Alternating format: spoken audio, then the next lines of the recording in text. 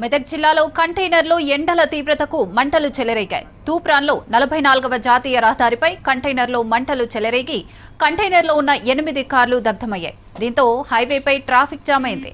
పోలీసులు, ఫైర్ సిబ్బంది ఘటనా స్థలానికి చేరుకుని మంటలను అదుపు చేసేందుకు యత్నిస్తున్నారు.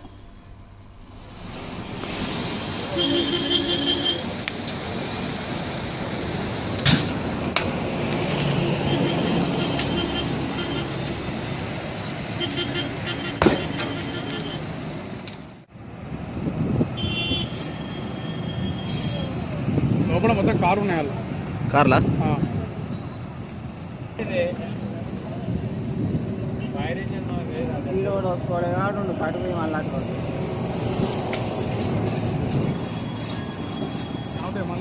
మొత్తం అస్తో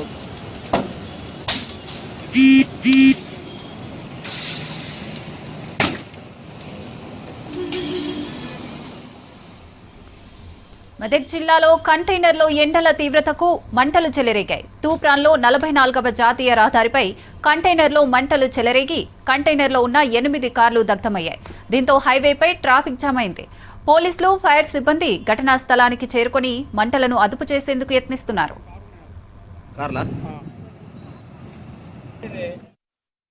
తూప్రాన్ నేషనల్ హైవే 44 మీద తూప్రాన్ దగ్గర ఒక వెహికల్ ట్రక్, ఇది కార్లను తీసుకొని వెళ్తున్న ట్రక్ నాగ్పూర్ నుంచి కాకినాడ వెళ్తున్న వెహికల్ ఇక్కడ ఫైర్ యాక్సిడెంట్కి లోన్ అయ్యింది.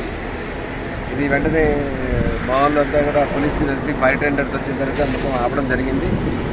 అయితే కారణాలు ఏంటి అని తెలుసుకుంటే బాగా విపరీతమైన ఎండలు ఉండడం వల్ల ఈ వైరింగ్ ఏదైతే ఉందో, ఎలక్ట్రికల్ వైరింగ్, ఇంజన్ దగ్గర ఉన్న వైరింగ్, అది ఇన్సులేషన్ తర్వాత ఏదైతే ఉందో ఆ వైర్ కరిగిపోయి తర్వాత ఆ జాయింట్స్ కరిగిపోయి అక్కడ స్పార్క్ వచ్చేసి ప్రమాదం జరగడానికి అవకాశం ఉన్నది అని చెప్పేసి ఫైర్ డిపార్ట్మెంట్ మిగతా వాళ్ళందరితో మాట్లాడితే ఇది తెలుస్తుంది.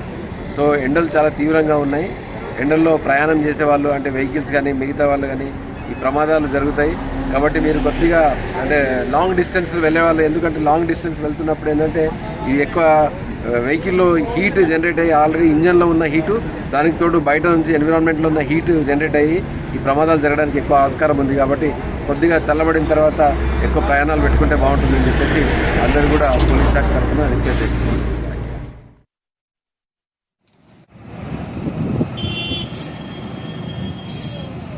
లోపల మొత్తం కారు ఉన్నాయి వాళ్ళు కార్లా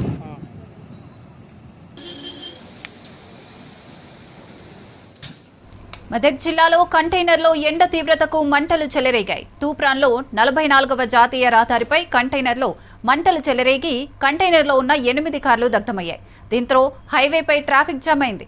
పోలీసులు, ఫైర్ సిబ్బంది ఘటనా స్థలానికి చేరుకుని మంటలను అదుపు చేసేందుకు యత్నిస్తున్నారు.